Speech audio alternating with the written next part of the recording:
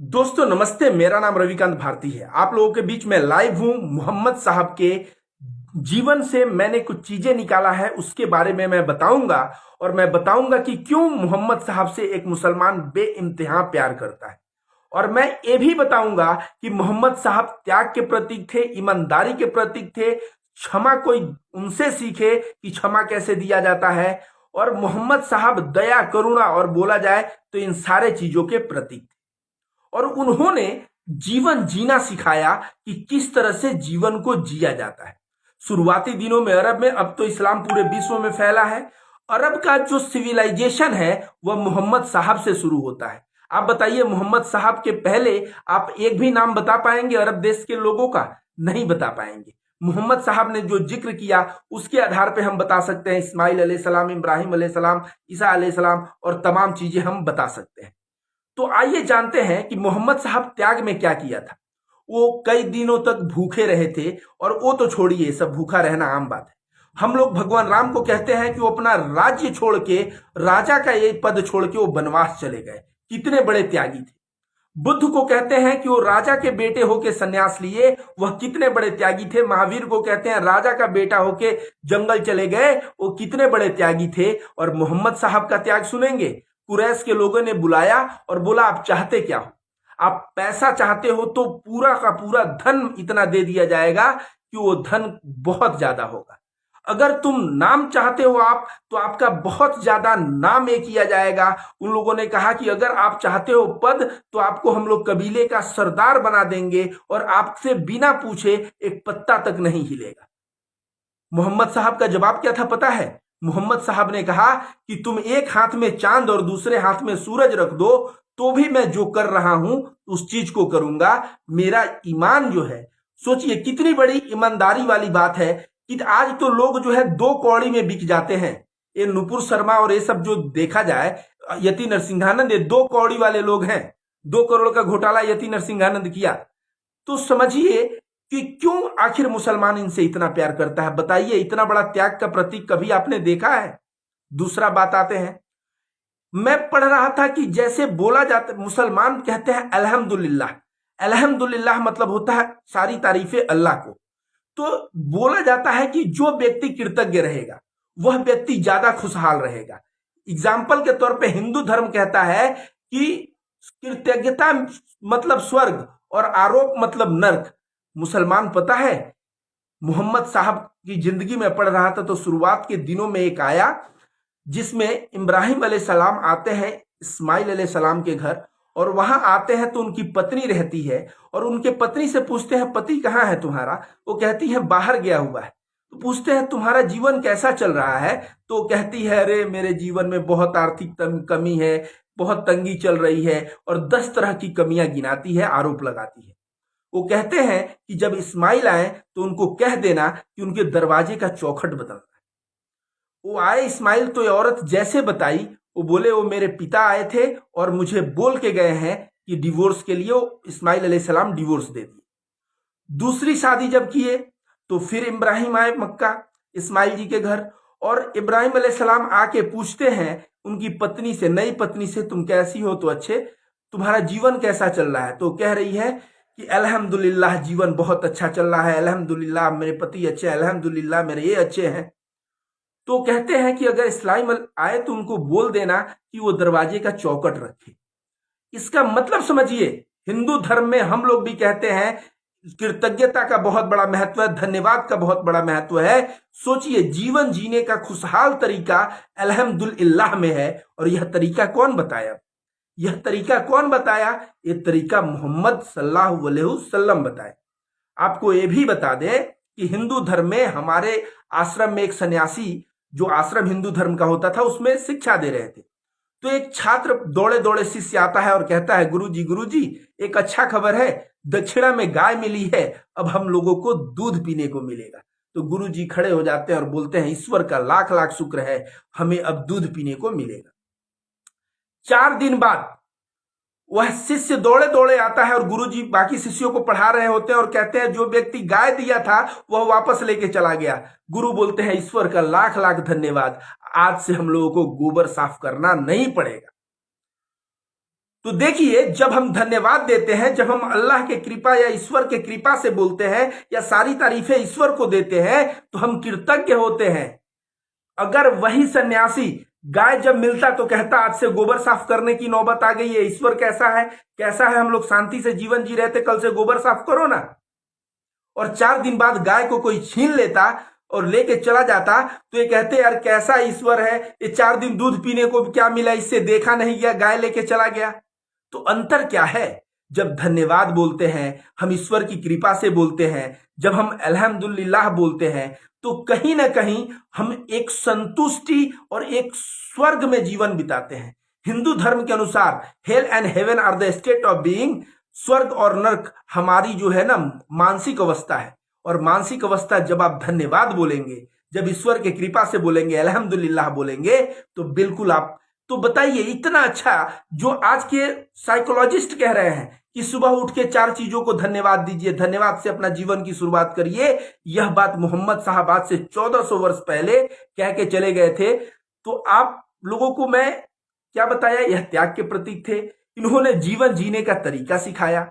और मैं बताता हूं क्षमा। याद रखिए, ये जब मक्का जाते हैं और वो भी बहुत बड़े आर्मी को लेके जाते हैं मक्का, और जब जाते हैं तो कुरैश के लोगों को तो डर हो जाता है कि क्योंकि कुरैश के लोग मोहम्मद साहब के जो है परिवार के लोगों को मारे रहते हैं और इनके फॉलोअर्स को मारे रहते हैं, तो उनको डर रहता है कि इतने आर्मी में आया, अब तो हम लोग गए। तो मोहम्मद साहब ने क्या कहा पता है? कहा बताओ कुरैश के लोगों, आज मैं तुम्हारे साथ कैसा व्यवहार करूंगा। मक्का के लोगों से जब ये बात कहा तो मक्का के लोग, कोई कह रहा है कि आप मार देंगे, कोई कह रहा है आप दिल बड़े हैं आप छोड़ देंगे। मोहम्मद साहब ने कहा कि तुम सभी के सभी फ्री हो जिंदगी जीने के लिए। इससे बड़ा क्षमा क्या होता है?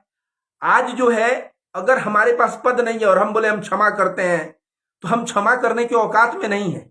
जिस व्यक्ति के पास आर्मी, जिस व्यक्ति के पास पावर, जिस व्यक्ति के पास फॉलोअर्स ही फॉलोअर्स थे, वो मोहम्मद सल्लल्लाहु अलैहि वसल्लम ने क्या किया? सबको जो है माफ कर दिया। दूसरा नंबर चीज, सैनिकों को जब गिरफ्तार किया गया था, पूरी रातें सोए नहीं थे। जब इनसे पूछा गया कि आप सोए क्यों नहीं, ऐसे रात को बेचैनी में टहल क्यों रहे, तो इन्होंने कहा मैं कैसे सो जाऊं जब उन लोगों को, उन भाइयों का जो हाथ जो है बांधा हुआ है, मैं कैसे सो जाऊं उनको इस कष्ट में देख के। तो कोई क्षमा जो है मोहम्मद साहब से सीखे। इसके बाद मैं बताता हूं, आइए बात करते हैं प्यार की बातें। वो जो है आज तक डेल कार्नेगी आज सिखाता है कि कोई बात करे तो उसकी आंखों में देखो, कोई बात करे तो थोड़ा सर झुका के और उसके तरफ देखते रहो और ऐसे करते रहो ताकि उसको लगे कि हाँ सुन रहे हो, उसको सम्मान दे रहे हो। मोहम्मद साहब अपने जीवन काल में आज तक ऐसी घटना नहीं हुई कि कोई सामने से व्यक्ति कह रहा हो और वहां से अटेंशन हटा के एक किसी दूसरे से बात करने लगे हों और उसको बोले हों बोलो। गरीब हो चाहे अमीर हो, राजा हो चाहे रंक हो, जब वह बोलता था तो मोहम्मद साहब बहुत ही ध्यान से उसकी बातों को सुनते थे। आज जो डेल कार्नेगी बता रहे हैं, ये मोहम्मद साहब बहुत दिन पहले बता के चले गए। पूरे जीवन इनकी जो वॉयस है, यह बहुत ही विनम्र स्वभाव और विनम्र आवाज के व्यक्ति थे, बहुत ही विनम्रता पूर्वक बात करते थे। हम लोग बात करते हैं सम्मान की कि भाई सम्मान दो, पैर छूते हैं सम्मान दो, हम लोग सम्मान की बात करते हैं। पता है, सम्मान देने से हिंदू लोग मानते हैं यहाँ आज्ञा चक्र होता है और आज्ञा चक्र जो है अच्छा रहेगा, इसलिए हम लोग कहीं भी देखेंगे कोई भी मंदिर तो ऐसे ऐसे हम लोग करने लगते हैं। इस्लाम में क्या है? इस्लाम में लोग अपने बच्चों को आप कह के बात करते हैं, ये भी तो एक सम्मान का एटीट्यूड है। उसके बाद आप ऐसे कह देंगे जेसस क्राइस्ट, ईसाई कह देंगे, लेकिन जब भी एक मुसलमान नाम लेगा ईसा मसीह का तो क्या कहेगा? ईसा अलैहिस्सलाम, इब्राहिम अलैहिस्सलाम, इस्माइल अलैहिस्सलाम। ये अलैहिस्सलाम क्या है? ये जो सम्मान दे रहा है, इससे सम्मान से मुसलमानों के चेहरे पे जो नूर मतलब जो चमक रहेगा, वो जो है जबरदस्त चमक रहेगा। तो दोस्तों, मैंने मोहम्मद साहब के ऊपर जो किताबें स्टडी किया, पिछले 3 दिनों में मैंने लगभग 3 किताबें पढ़ा और इसके पश्चात मैंने सोचा है मोहम्मद साहब के ऊपर एक ज्ञान यज्ञ करने को। ज्ञान यज्ञ मतलब क्या होता है कि उनकी लाइफ स्टोरी का हो सकता है। तो जो अच्छी चीजें हैं उसका 10 मिनट का मैं एक वीडियो बनाऊं और आप लोगों के बीच वो वीडियो को दूंगा, और तब वह आप वीडियो को सुनिए और वीडियो को सुन के ज्यादा से ज्यादा लोगों के साथ आप शेयर करिए ताकि लोगों को पता चले। अब आप कहेंगे कि भाई मोहम्मद साहब के ऊपर तो बहुत सारे वीडियो हैं, मोहम्मद साहब के ऊपर तो बहुत सारी किताबें हैं। मैं मोहम्मद मोहम्मद साहब सनातन धर्म के दृष्टि में, उसका टाइटल होगा कि हिंदू धर्म में एक हिंदू बंदा मोहम्मद साहब की जिंदगी देखे तो कैसे जो है वशिष्ठ ऋषि या विश्वामित्र ऋषि, जो हमारे उच्च अव्वल दर्जे के जो सन्यासी थे, उन सन्यासियों से इनका जीवन कैसे मैच कर रहा है। आप सभी को बता दे, इन्होंने कहा कि जब सोचिए, ऐसा एक जगह मैं पढ़ रहा था, उसमें लिखा है कि पानी था और एक बंदे को प्यास लगा तो वो दूसरे बंदे को दे दिया कि पहले तुम पी के मुझे दो। फिर वो बंदा प्यासा है लेकिन वो और प्यासे को दे दिया कि तुम पी के मुझको दो। इस तरह का त्याग जो है ना, और बाबा साहब अंबेडकर भी बहुत बड़ी बात लिखे हैं। वो लिखे हैं कि किस तरह से इस्लाम के लोगों ने पूरे विश्व के अलग अलग जगहों पर राज क्यों किया, पता है? क्योंकि जो बंदा इस्लाम से जुड़ जाता था ना, उसके लिए पूरा का पूरा कौम खड़ा हो जाता था और जो है वो अकेला महसूस नहीं करता था। और इसलिए जो है वे लोग जो है पूरे विश्व में अगर देखा जाए तो अलग अलग जगहों पे राज किया है।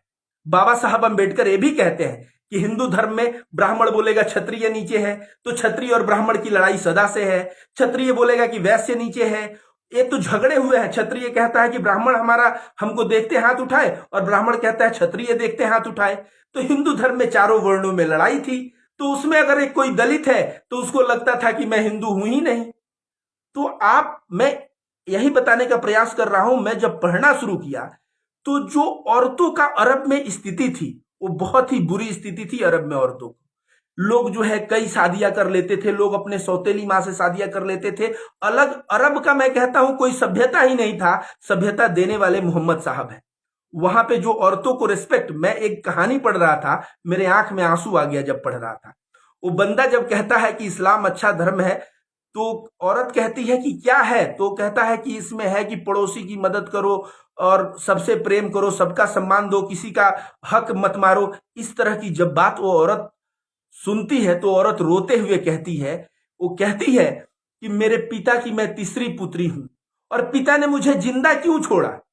पिता ने मुझे जिंदा सिर्फ इसलिए छोड़ा क्योंकि जो मेरी पहली बेटी को अपने गाड़ के चले आए थे, दूसरी बेटी को जब वो गाड़ने गए थे तो बेटी उनकी उंगली नहीं छोड़ रही थी, और उंगली कब छूटा? जब वो बेटी मर गई तो उंगली छूटा।